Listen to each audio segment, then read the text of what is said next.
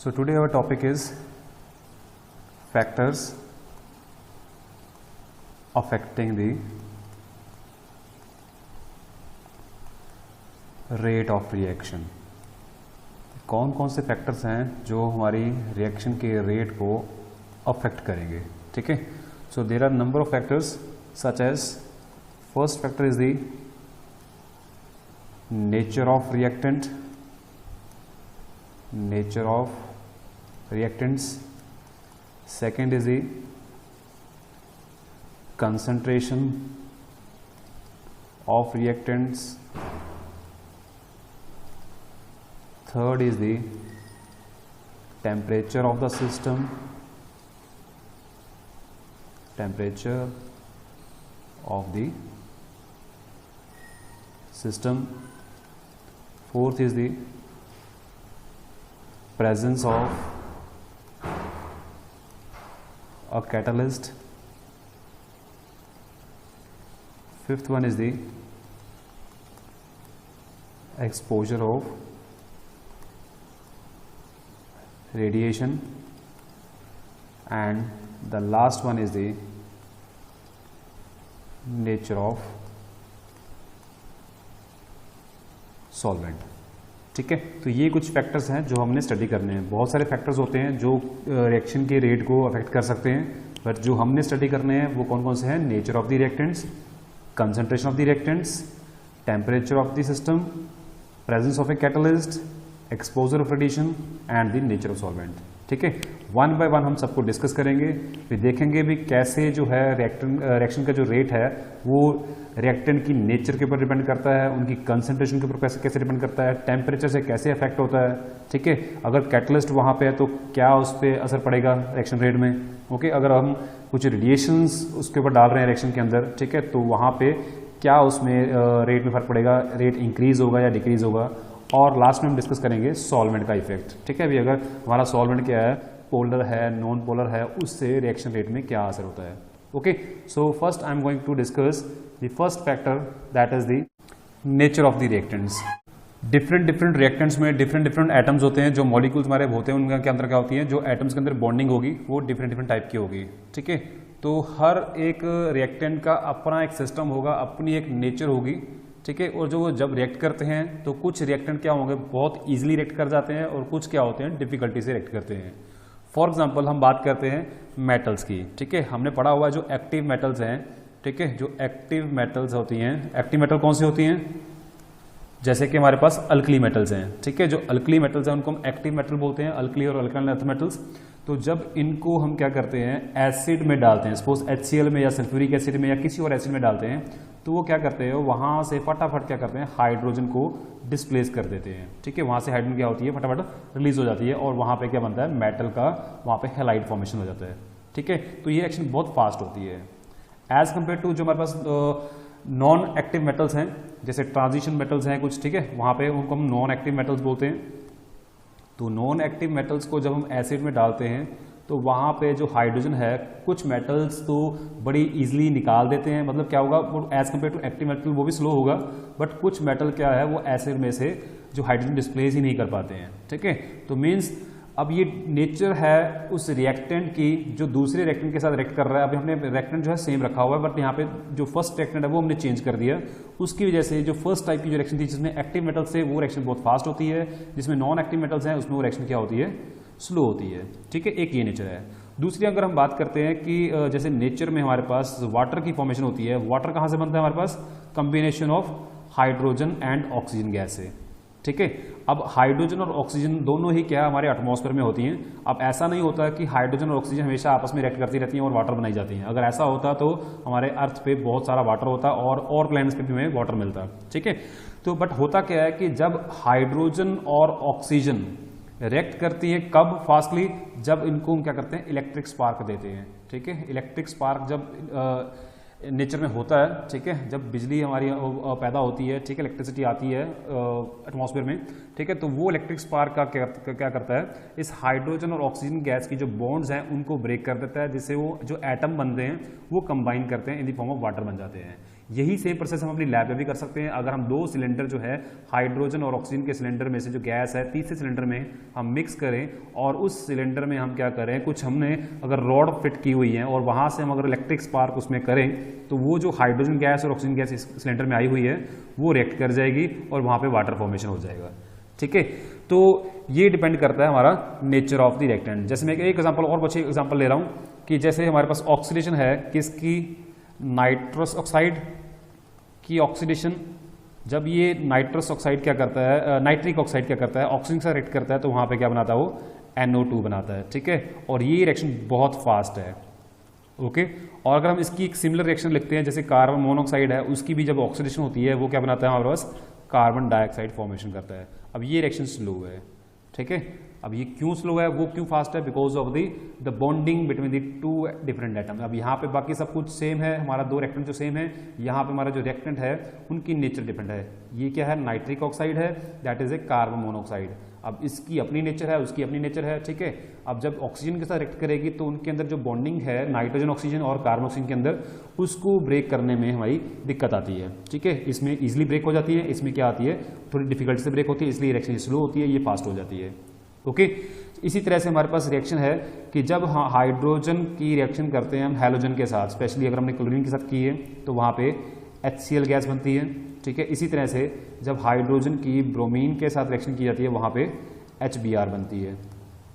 ठीक है, अब दोनों है तो है हैलोजन ही है। ठीक है, सेम फैमिली के मेंबर हैं, बट दोनों की नेचर डिफरेंट है। ये क्लोरीन है, ये ब्रोमीन है, ये गैस फॉर्म में होती है, ये लिक्विड फॉर्म में होती है। ठीक है, और ये रिएक्शन जो है वो फास्ट है और ये रिएक्शन जो है वो स्लो है, because of the nature of these type of reactants. Okay, conditions हम सेम रख रहे हैं इनको रिएक्ट करने के लिए, दोनों की रिएक्शन कंडीशन सेम है। ठीक है, बट नेचर जो है दोनों की डिफरेंट है, तो इसलिए ये फास्ट रिएक्ट करता है, ये स्लोली रिएक्ट करता है वहाँ पे। ओके, अब इसमें मेन चीज़ है क्या चीज़ कि क्यों कोई रिएक्शन स्लो है, कोई रिएक्शन क्यों फास्ट क्यों है। जैसे मैंने बताया कि कोई भी केमिकल रिएक्शन जब होती है तो उसमें क्या होती है, ओल्ड बॉन्ड जो होती हैं वो ब्रेक होती हैं, जो पुरानी बॉन्ड्स हैं वो ब्रेक होंगी। ठीक है, और न्यू बॉन्ड जो होती है फॉर्मेशन होती है। ठीक है, so reactivity of substance we can say it is related to the ease with which the specific bonds are broken and the number of such bonds are involved। ठीक है, कितनी नंबर ऑफ बॉन्ड्स इन्वॉल्व हो रही हैं और जो कितनी easily वो बॉन्ड क्या कर रही है, ब्रेक कर रही है। ठीक है, सो बॉन्ड ब्रेक करने के लिए हमें क्या देनी पड़ती है, एनर्जी देनी पड़ती है। ओके, और जब बॉन्ड फॉर्मेशन होती है वहाँ पे हमारी एनर्जी क्या होती है, वो रिलीज होती है। तो हर डिफरेंट टाइप की बॉन्ड को ब्रेक करने के लिए हमें डिफरेंट टाइप की एनर्जी अमाउंट की एनर्जी चाहिए होगी। ठीक है, तो depending upon the amount of energy available there, ठीक है, तो वो रिएक्शन फास्ट भी हो सकती है, स्लो भी हो सकती है। So this was the first factor which affect the rate of the reaction. ठीक है, that is the nature of the reactant. Second is the concentration of the reactant. अब हमने ये तो देख लिया अभी नेचर अफेक्ट करती है, बट अगर हम सेम रिएक्टेंट की डिफरेंट कंसंट्रेशन लेते हैं तब वहाँ पे रेट कैसे अफेक्ट करेगा तो वो हम स्टडी करेंगे। तो second is the concentration of reactants. Okay, so ये देखा गया है कि जब कोई रिएक्शन चलती है, सपोज A से B हमारा क्या है, रिएक्शन चल रही है, A क्या रिएक्टेंट है और B क्या हमारा प्रोडक्ट है। ठीक है, अब ये जो रिएक्शन चल रही है तो इसमें क्या होता है कि स्टार्टिंग में तो हमारे पास रिएक्टेंट बहुत सारा है, प्रोडक्ट बिल्कुल भी नहीं है। ठीक है, तो इनिशियली क्या है, रिएक्टेंट की कंसंट्रेशन बहुत ज़्यादा है, बट आफ्टर सम टाइम क्या होगा, वहाँ पे A की कंसंट्रेशन क्या हो जाएगी, कम हो जाएगी। ठीक है, तो B की कंसंट्रेशन क्या हो जाएगी, पहले 0 थी तो वो क्या हो जाएगी, इंक्रीज हो जाएगी। ठीक है, so concentration of A that is reactant is maximum at the start of the reaction and, तो उस टाइम पे हमारा जो रेट होगा वो क्या होगा, फास्ट होगा। ठीक है, और ये देखा गया कि जो रेट है that is directly proportional to the concentration of the reactant. तो इनिशियली हमारे पास रिएक्टेंट की कंसंट्रेशन ज़्यादा होती है तो इसलिए इनिशियली जो रेट होगा वो फास्ट होगा। ठीक है, जैसे जैसे इसकी कंसंट्रेशन कम होती जाएगी उसका रेट भी क्या होता जाएगा, वो कम होता जाएगा। तो इनिशियली अगर आप पूछा जाए आपको किसी भी रिएक्शन में जो रेट है वो मैक्सिमम कब होगा, यू कैन से eight the start of the reaction. Why so? Because rate is directly proportional to the concentration of the reactant and at the start of the reaction there is a abundance of the reactant there. ठीक है, तो there is a large concentration of the reactant at the start point. Okay, so at that point so there will be a higher rate initially. Okay, as the concentration decreases it brings down the corresponding decrease in the rate of the reaction. Clear. So अगर हमने इसको graphically explain करना हो तो कैसे करेंगे, ये हमने पहले भी डिस्कस किया हुआ है कि हमारे पास क्या है, यहाँ पे हम टाइम ले रहे हैं। ओके, और यहाँ पे हम लेते हैं कंसंट्रेशन ऑफ द रिएक्टेंट। तो क्या होता है कि हमारे पास इनिशियली जो रिएक्टेंट की कंसंट्रेशन है वो स्टार्टिंग 0 पॉइंट पे हमारे पास क्या मैक्सिमम है, ठीक है। जैसे जैसे हमारे पास क्या करेगा, रिएक्शन प्रोसीड कर रहा है, टाइम आगे जा रहा है, तो कंसंट्रेशन क्या कर रही है, डिक्रीज कर रही है, और हमारा रेट क्या है वो भी डिक्रीज कर रहा है। ओके, तो इसको हम एक्सटेंड करते जाएंगे ऐसे। Clear. So to increase the rate of a reaction, अगर हमने रिएक्शन का रेट इंक्रीज करना है किसी भी पॉइंट पे, तो हमें वहां पे क्या करना पड़ेगा, हमें जो रिएक्टेंट है उनकी कंसंट्रेशन को इंक्रीज करना पड़ेगा। सपोज हमारे पास यहाँ पे 2 रिएक्टेंट्स हैं, A प्लस C रिएक्टेंट है और प्रोडक्ट बन रही है B, सिर्फ एक प्रोडक्ट बन रही है। तो क्या होगा, with the passage of time दोनों की कंसंट्रेशन डिक्रीज करेगी, तो हमारा क्या करेगा, रेट भी डिक्रीज करेगा, ठीक है। तो अगर हम जो सपोज हमारे पास कुछ टाइम बाद हमारी क्या दोनों की कंसंट्रेशन कम होगी, तो हमारा रेट क्या है वो यहाँ पहुंच गया, कम हो गया। तो अगर हम किसी एक की कंसंट्रेशन इंक्रीज कर दें या फिर दोनों की कंसंट्रेशन इंक्रीज कर दें, तो हमारा रेट क्या होगा, फिर से इंक्रीज हो जाएगा, ठीक है। क्योंकि हमने बताया कि rate is directly proportional to concentration of the reactant. जैसे अगर आप कंसंट्रेशन इंक्रीज करोगे रिएक्टेंट्स की, वैसे ही रेट क्या हो जाएगा, इंक्रीज हो जाएगा। अगर आप नहीं इंक्रीज करोगे, ऐसे ही चलते रहने दोगे, तो इनिशियली तो रेट बड़ा फास्ट चलेगा, मतलब इनिशियली तो रिएक्शन जो है बड़ी फास्ट चलेगी, बट कुछ टाइम बाद जाके क्या हो जाएगी, वो स्लो हो जाएगी, ठीक है। तो इसको कैसे एक्सप्लेन करते हैं, ये क्यों होता है ऐसे, भी स्टार्टिंग में जो है अभी कंसंट्रेशन ज़्यादा होने से जो है रेट फास्ट होता है, और कुछ टाइम बाद क्या है, जब कंसंट्रेशन कम हो जाती है तो रेट क्या स्लो हो जाता है। उसका कारण, इसको जो रीज़न है वो एक्सप्लेन करते हैं with the help of collision theory, ठीक है। तो कोलिजन थ्योरी क्या कहती है,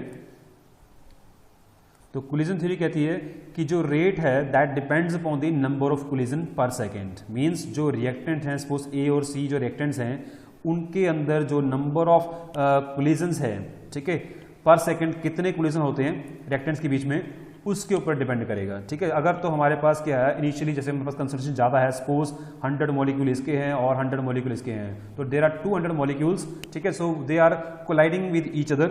सो वहाँ पे जो नंबर ऑफ इफेक्टिव कोलिजन्स है, मीन्स इफेक्टिव कोलिजन्स का मतलब होता है कि वो कोलिजन्स जो कोलाइड करने के बाद क्या करते हैं, प्रोडक्ट में चेंज होते हैं, that are known as the effective collisions, ठीक है। इनिशियली हमारे पास कंसंट्रेशन ज़्यादा है, तो क्या होंगे, इफेक्टिव कोलिजन के चांसेस क्या होंगे, ज़्यादा होंगे, उनकी प्रोबेबिलिटी क्या होगी, ज़्यादा होगी, तो वहाँ पे प्रोडक्ट क्या बनेगी, ज़्यादा बनेगी। मीन्स उस टाइम पे रेट क्या होगा, फास्ट होगा। आफ्टर सम टाइम सपोज हमारे पास 20 मिनट या 30 मिनट बाद हमारे पास क्या है, ए के जो हमारे पास मॉलिक्यूल्स हैं वो रह गए 40 और जो सी है उसके मॉलिक्यूल्स रह गए 30, ठीक है। तो अब जब हमारे पास लेस नंबर ऑफ मॉलिक्यूल्स हैं, तो वहां पे नंबर ऑफ कोलिजन्स भी क्या होंगे, लेस होंगे। सपोज इनिशियली क्या था, 100 मॉलिक्यूल से कोलाइड कर रहे थे और उनमें से सपोज क्या कर रहे थे, 20 मॉलिक्यूल चेंज हो रहे थे। बट अब जब मॉलिक्यूल्स ही हमारे पास क्या रह गए, 40 और 30 रह गए, तो मीन्स वहां पे जैसे मैंने बताया कि हमारे पास 20 इफेक्टिव कोलिजन हो रहे थे, मीन्स 20% वहां पे इफेक्टिव कोलिजन हो रहा था। अब क्योंकि नंबर ऑफ मॉलिक्यूल्स भी कम है, कोलिजन्स भी कम होंगे, तो इफेक्टिव कोलिजन्स भी कम होंगे। वहां पे जो परसेंटेज ऑफ इफेक्टिव कोलिजन है वो और भी डिक्रीज हो जाएगा, 7 to 8% रह जाएगा। मीन्स अगर हम 40 मॉलिक्यूल्स पड़े हुए हैं तो उसका 7% जो रहेगा वो इतने मॉलिक्यूल्स क्या रहेंगे, कोलाइड करेंगे। अब उसमें से इफेक्टिवली कितने प्रोसीड करते हैं, प्रोडक्ट में बनाते हैं, वो और भी कम हो जाएंगे, ठीक है। So because of the number of collisions decreases with the passage of time, because the concentration is decreasing, so the rate will decrease. ये कौन कहता है, कोलिजन थ्योरी कहती है, ठीक है। So this was the second factor, भी concentration से रेट कैसे इफेक्ट होता है और उसको हम कैसे इंक्रीज कर सकते हैं। अगर हम यहाँ पे नंबर ऑफ मॉलिक्यूल्स जो हैं ए और सी के बढ़ा देंगे, तो वहाँ पे परसेंटेज ऑफ कोलिजन जो है वो इंक्रीज हो जाएगा। अगर परसेंटेज ऑफ कोलिजन इंक्रीज होगा तो इफेक्टिव कोलिजन भी क्या होंगे, इंक्रीज हो जाएंगे, ठीक है। तो प्रोडक्ट क्या बनेगी, और ज़्यादा बनेगी। तो ज़्यादा प्रोडक्ट मतलब क्या है कि रिएक्शन क्या हो रही है, फास्ट हो रही है, ठीक है। So this was the second factor which affect the rate of the reaction. Third factor is the most important factor, and that is the temperature of the system. Temperature of the system. How temperature of a system affect the rate of reaction?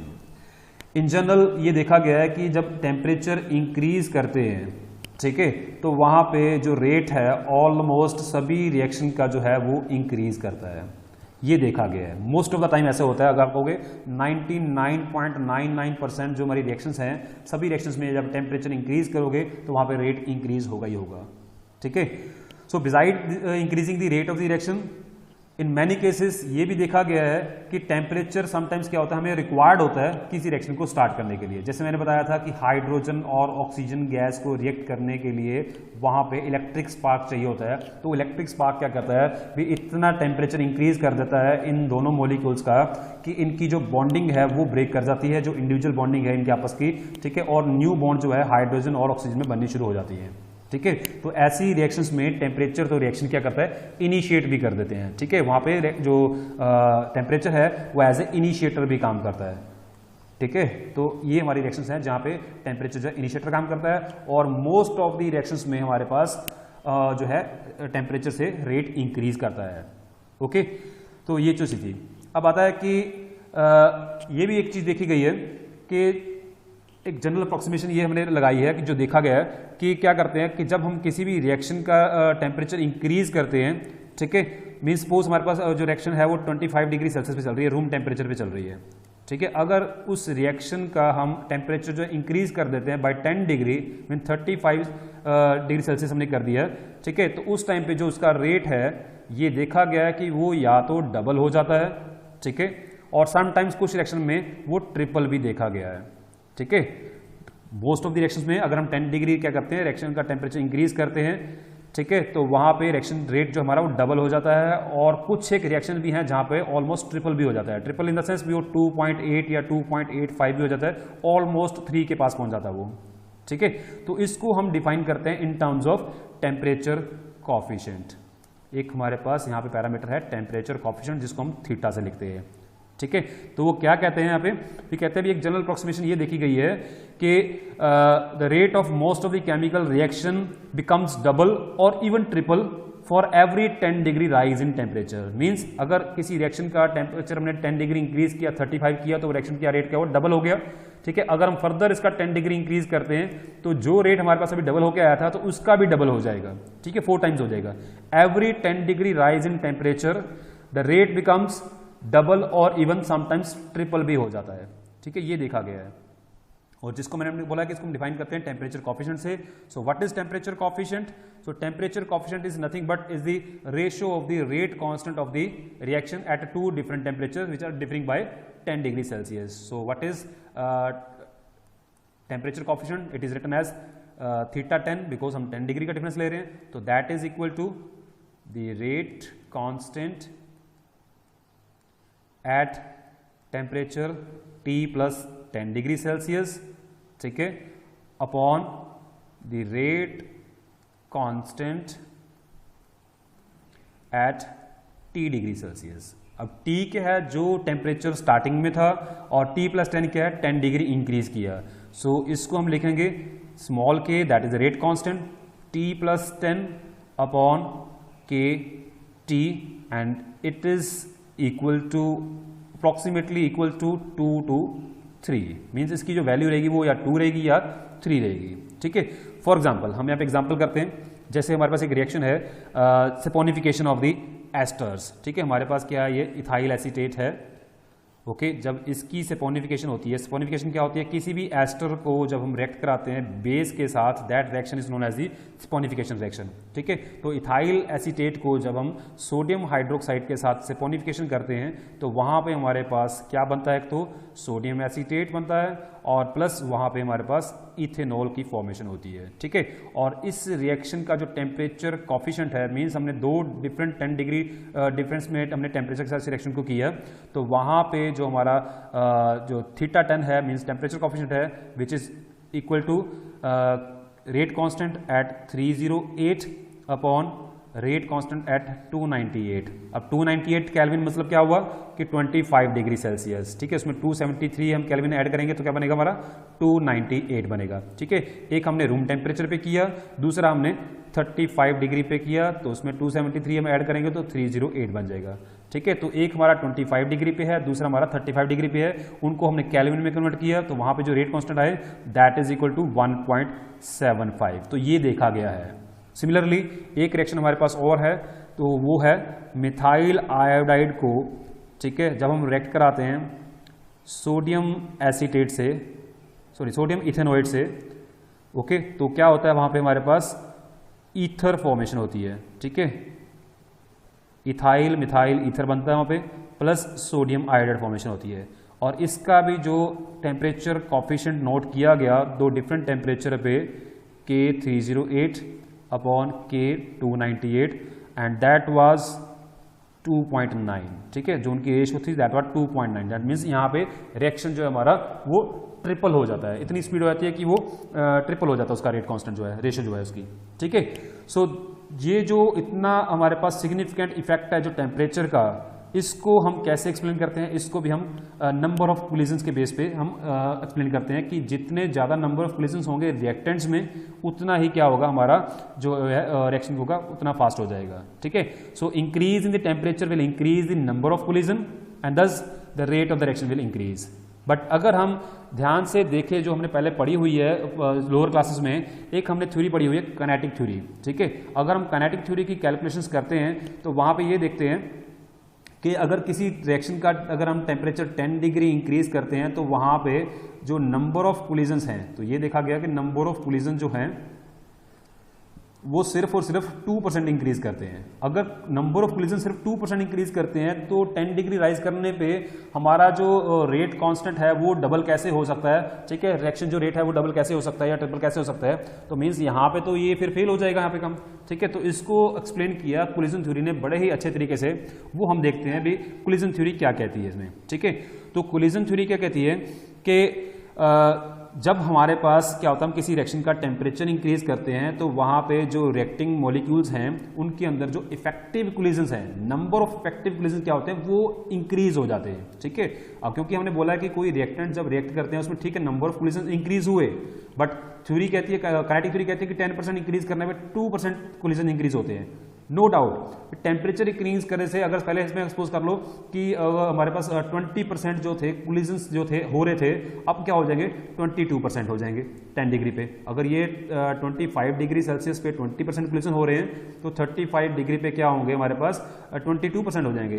But क्या कहते हैं कि जब हमारे पास temperature normal था 20% collision हो रहे थे, तो 20% के जो कोलिजन थे वो क्या थे, सारे के सारे वहाँ पे जो इफेक्टिव अगर थे तो मीन्स जो प्रोडक्ट हमारा सी बन रहा था, ठीक है, तो सपोज वो क्या बन रहे थे हमारे पास 10 मॉलिक्यूल रेट कर रहे थे, ठीक है, वहाँ पे 10 मॉलिक्यूल बन रहे थे उसके। जब हमने 10 डिग्री इंक्रीज कर दिया, number of active number of collision तो इंक्रीज हुए बट जहाँ पे जो इफेक्टिव कोलिजन हैं मीन्स जो 22% के बीच में जो मॉलिक्यूल रिएक्ट कर रहे हैं उनकी रिएक्टिविटी बढ़ गई। नंबर ऑफ कोलिजन सिर्फ 2% इंक्रीज हुए बट उनकी रिएक्टिविटी बढ़ गई। रिएक्टिविटी बढ़ने से क्या हुआ कि ये जो वैल्यू पहले 10 थी वो अब 20 हो गई, ठीक है। इफेक्टिव कोलिजन क्या है, मैं बार बार बता रहा हूं कि इफेक्टिव कोलिजन्स वो कोलिजन्स होते हैं जब रिएक्टेंट मॉलिक्यूल्स एक दूसरे के साथ रिएक्ट करते हैं और वो प्रोडक्ट में चेंज होते हैं। Those collisions which results into the product formation, those are known as the effective collisions. हर कोलिजन इफेक्टिव नहीं होगा, ऐसा नहीं है कि ए और बी रिएक्ट कर रहे हैं और वो प्रोडक्ट बना रहे हैं, नहीं, हर टाइम हर बारी ऐसा नहीं होगा, ठीक है। समटाइम्स क्या होगा, ए और बी एक दूसरे के साथ कोलाइड करेंगे और फिर सेपरेट हो जाएंगे, वो प्रोडक्ट में चेंज नहीं होंगे, और उस कोलिजन को हम इफेक्टिव कोलिजन नहीं बोलेंगे, that is a normal collision, okay. तो इफेक्टिव कोलिजन कौन सा होगा, जो कोलिजन क्या करेंगे, प्रोडक्ट यील्ड करने में हमारी हेल्प करेंगे, that are known as the effective collisions, ठीक है। तो according to collision theory only a small fraction of collision is effective in bringing about the chemical reaction and rest of the collisions are ineffective, ठीक है। तो ये चीज ध्यान देनी है। मींस यहां पे एक कंसेप्ट और आता है थ्रेशोल्ड एनर्जी का। थ्रेशोल्ड एनर्जी का, वो थ्रेशोल्ड एनर्जी क्या कहती है, भी कहते हैं कि जब हम टेम्परेचर इंक्रीज करते हैं तो रिएक्टेंट मॉलिक्यूल की एनर्जी इंक्रीज होती है और वो थ्रेशोल्ड एनर्जी के बराबर हो जाती है। वो कैसे होती है उसको हम एक्सप्लेन करते हैं with the help of energy distribution of graph, ठीक है। तो एनर्जी डिस्ट्रीब्यूशन ग्राफ क्या कहता है कि सपोज हमारे पास ये है मैक्सवेल डिस्ट्रीब्यूशन ऑफ एनर्जी जो कि एक टेम्परेचर पे बनाया गया। यहां पे ले लिया हमने फ्रैक्शन ऑफ मॉलिक्यूल्स, क्या है यहाँ पे हमारे पास fraction of molecules, fraction of molecule means percentage of molecules, ठीक है। यहाँ पे हमारे पास है एनर्जी, ओके। तो एक पर्टिकुलर टेम्परेचर पे जब ये ग्राफ देखा गया तो ये ग्राफ इस तरीके से बेल शेप ग्राफ आया हमारे पास, ओके। तो इसमें क्या है कि यहाँ पे जो लो एनर्जी है, this is area of low energy, this is region of low energy, this is region of moderate energy and this is region of high energy, okay. So ये 3 रीजन है हमारे पास। तो क्या देखते हैं यहाँ पे कि ये हमारा एक ग्राफ है, ठीक है। ये जो एनर्जी है जिसमें हमारे पास क्या है मैक्सिमम फ्रैक्शन ऑफ मॉलिक्यूल्स हैं, जो मॉडर्न एनर्जी का ग्राफ है, इसको हम बोल देते हैं मोस्ट प्रोबेबल एनर्जी, ठीक है। मोस्ट प्रोबेबल एनर्जी, MPE बोल देते हैं इसको, मोस्ट प्रोबेबल काइनेटिक एनर्जी। अब ये जो हमारे पास यहाँ पे जो एनर्जी है हाई एनर्जी है, ठीक है। यहाँ पे मैं एक पॉइंट ले रहा हूँ E, ठीक है, इसको मैंने पॉइंट ले लिया E, इसको मैं लिख देता हूँ एनर्जी, इसको मैंने पॉइंट ले लिया E। अब ये E क्या है, that is A threshold energy. Means अगर हम ध्यान से देखें कि लो एनर्जी के मॉलिक्यूल्स की अमाउंट भी हमारे पास कम है, that is low energy, and उसकी अकॉर्डिंगली फ्रैक्शन भी हमारे पास कम है। हाई एनर्जी, ये रही हमारे पास हाई एनर्जी, उसके अकॉर्डिंगली फ्रैक्शन भी हमारे पास कम है, ठीक है। तो मैक्सिमम फ्रैक्शन कहाँ पे आती है? जो मॉडरेट एनर्जी की है। ओके, सो अगर किसी मॉलिक्यूल के पास इतनी एनर्जी या इससे ज्यादा एनर्जी होगी, वो मॉलिक्यूल क्या करेगा? प्रोडक्ट में चेंज हो जाएगा, ठीक है। तो ये चीज होती है। अब फिर क्या होगा कि जब हमने टेम्परेचर इंक्रीज किया, फिर से ये ग्राफ प्लॉट किया गया कि हमारे पास पहला जो ग्राफ था वो ये था, ओके। जब टेम्परेचर इंक्रीज किया गया दैट इज एट T1, जब टेम्परेचर फिर से इंक्रीज किया गया तो हमारा ग्राफ क्या हुआ? इस तरीके का ग्राफ हुआ। अब इस ग्राफ में क्या हो रहा है कि with the increase of temperature हमारा क्या हो रहा है कि जो फ्रैक्शन ऑफ लो एनर्जी था हमारे पास, यहाँ पे जो लो एनर्जी का फ्रैक्शन था, ठीक है, वो क्या हो गया? अब कम हो गया। टेम्परेचर इंक्रीज करने से पहले T1 पे ये था, अब ये T2 पे आ गया, ठीक है। This is a graph for T2, means temperature increase करने से जो फ्रैक्शन लो एनर्जी का था वो कम हो गया सेम टेम्परेचर पे, और सॉरी सेम एनर्जी वाला जो ग्राफ था वो हमारा क्या हो गया? फ्रैक्शन उसका कम हो गया। उससे क्या हुआ कि जो हमारा मॉडरेट एनर्जी वाला था वो हाई एनर्जी मूव कर गया, मींस हमारा जो ग्राफ है वो राइट को शिफ्ट हो गया। राइट को शिफ्ट होने से हमारे पास क्या हुआ कि जो हमारी थ्रेशोल्ड एनर्जी थी जिसमें हमारे पास फ्रैक्शन क्या था? कम था, वो फ्रैक्शन अब क्या हो गया? बढ़ गया, ठीक है। Means number of molecules having the threshold energy वो क्या हो गए? बढ़ गए। तो यहाँ पे अगर हम ध्यान से देखें, जो एरिया है हमारे पास, यहाँ पे अगर इसको हम पॉइंट लगा देते हैं, that is a point A, that is a point B यहाँ पे, और ये पॉइंट ले लेते हैं हम डी, यहाँ पे ले लेते हैं हम पॉइंट सी, और इसको हम ले लेते हैं ई, और इसको ले लेते हैं एफ, ठीक है। हमारे पास दो ग्राफ आ रहे हैं, एक दो सॉरी एरियाज आ रहे हैं। एक तो है area under A B C D, ठीक है, ये वाला एरिया, और एक एरिया हमारे पास आता है यहाँ पे जो है ए बी ई एफ, ठीक है। अगर हम देखें कि जो एरिया अंडर हमारे पास ए बी सी डी है, that is half of the area under A B E F, और you can say the area जो ए बी ई एफ है that is double than that of the area under A B C D, ठीक है। तो means the fraction of molecules which are having the threshold energy और more than the threshold energy that has becomes double, ठीक है। अब जैसे कि मैंने बताया कि थ्रेशोल्ड एनर्जी क्या होती है? This is the minimum amount of energy which must be possessed by the colliding molecules to cause the chemical reactions. Means वो मिनिमम अमाउंट ऑफ एनर्जी एक मॉलिक्यूल में होनी चाहिए अगर उसने केमिकल रिएक्शन को प्रोडक्ट में चेंज करना है, ठीक है। मीन्स रिएक्टेंट मॉलिक्यूल्स ए और बी के अंदर जब तक ये थ्रेशोल्ड एनर्जी नहीं होगी तब तक वो प्रोडक्ट में चेंज नहीं हो सकते, ठीक है। तो that is the minimum energy जो हमें चाहिए ही चाहिए इस मॉलिक्यूल में। तो टेम्परेचर से क्या हुआ? टेम्परेचर इंक्रीज करने से मॉलिक्यूल्स की जो अपनी एनर्जी थी वो इंक्रीज हो गई। वो कितनी होगी कि वो थ्रेशोल्ड एनर्जी बन गई है, ठीक है। पहले उसमें फ्रैक्शन कम था, अब बहुत सारे मॉलिक्यूल्स की वो एनर्जी क्या होगी? थ्रेशोल्ड एनर्जी बन गई। तो नंबर ऑफ मॉलिक्यूल्स जो है थ्रेशोल्ड एनर्जी वाले वो ज्यादा हो गए। अब नंबर ऑफ मॉलिक्यूल थ्रेशोल्ड वाले ज्यादा हो जाएंगे तो वो डेफिनेटली क्या करेंगे? प्रोडक्ट में कन्वर्ट होंगे ही होंगे, ठीक है। So this is the effect of temperature, ठीक है। नेक्स्ट हमारे पास है एक्टिवेशन एनर्जी का कंसेप्ट, जो इसी के अंदर ही आता है हमारे पास। What is activation energy? भी टेम्परेचर से हुआ क्या? अब रिएक्टेंट की जो मॉलिक्यूल की एनर्जी थी वो थ्रेशोल्ड एनर्जी के बराबर कैसे हुई?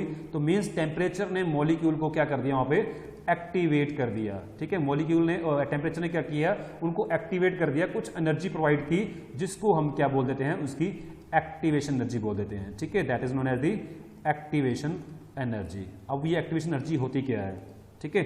तो activation is nothing but the activation energy is the difference of threshold energy to the energy of the reacting molecules. Means the excess energy which must be supplied to the reactant so that the energy becomes equal to the threshold energy, ठीक है। सो यहां से हम अगर बात करें भी threshold energy क्या है? That is the E activation plus E R. What is ER? E is are the energy of the reactants and it is threshold energy.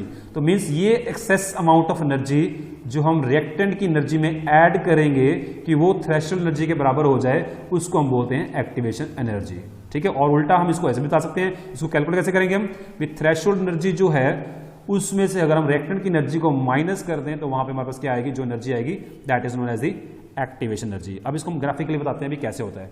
अब ये हमारे पास क्या है? एक ग्राफ है, एनर्जी का ग्राफ, ठीक है। यहाँ पे हमारे पास क्या है? एनर्जी है, और यहाँ पे हमारे पास क्या है? प्रोग्रेस है, किसकी? रिएक्शन की, progress of reaction, okay. So suppose यहाँ पे हमारे पास जो एनर्जी ऑफ रिएक्टेंट है और ये हमारे पास क्या एनर्जी ऑफ प्रोडक्ट है, that is energy of products, that is energy of reactants. तो रिएक्टेंट क्या है हमारे पास, सपोज A2 प्लस B2 है, ठीक है, और ये क्या है हमारे पास, that is the threshold energy barrier, ठीक है, दिस इज द ET।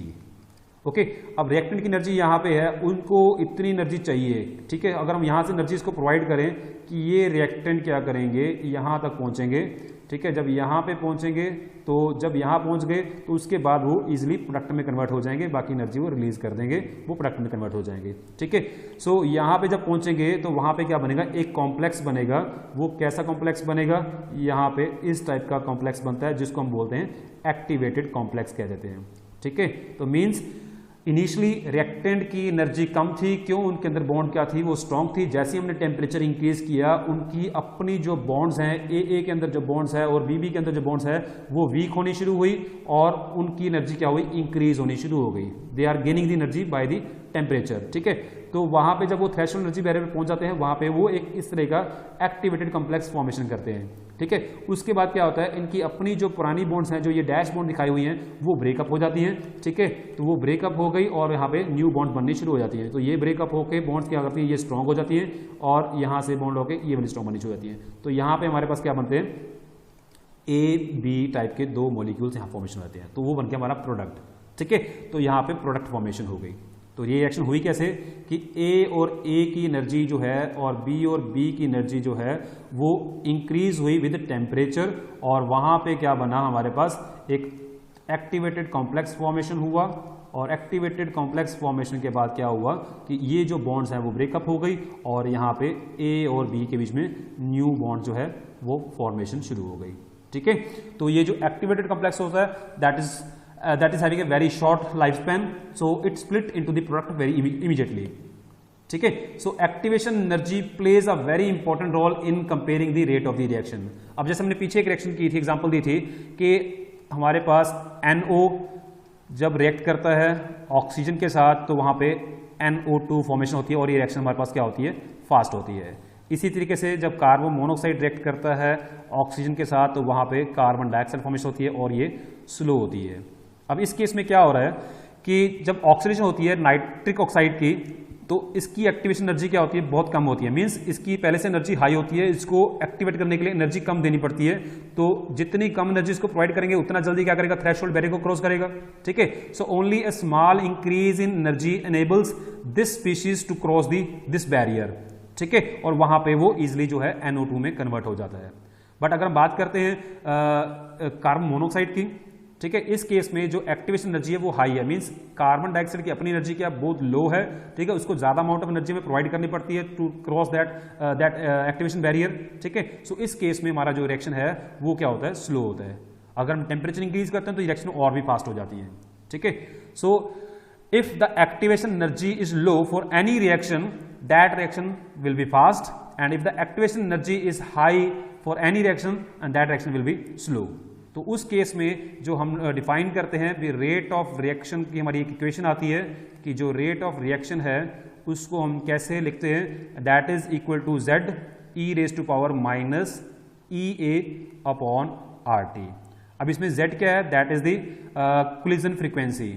तो कोलिजन फ्रीक्वेंसी क्या होती है, number of collisions per second, ठीक है, that is known as the collision frequency. और what is this, this is a factor which represent that the fraction of molecules, this is a fraction of molecules, ठीक है, ये उसको represent करता है, okay. So which have energy greater than that of the activation energy for a reaction to involving the simple molecules। उस case में तो हमारे पास ये जो हम इस इक्वेशन को यूज करके सिंपली रेट ऑफ रिएक्शन निकाल सकते हैं। बट अगर हमारे पास जो रिएक्शंस हैं वो कॉम्प्लेक्स्ड हैं तो उस केस में इस जो रेट ऑफ रिएक्शन की जो हमारी इक्वेशन है उसको यूज करके हम क्या कर सकते हैं, जो हमारी रेट है वो हम नहीं निकाल सकते। तो इक्वेशन क्या थी हमारे पास, Z into E upon RT। ये रिएक्शन जो रेट ऑफ रिएक्शन की जो इक्वेशन है that is applicable for the simple molecules, ठीक है, सिंपल मॉलिक्यूल्स के लिए ये एप्लीकेबल है क्योंकि वहां पे हम नंबर ऑफ कोलिजन्स और जो एक्टिवेशन एनर्जी का कंसेप्ट है वो उसको हम यूज करके कर सकते हैं।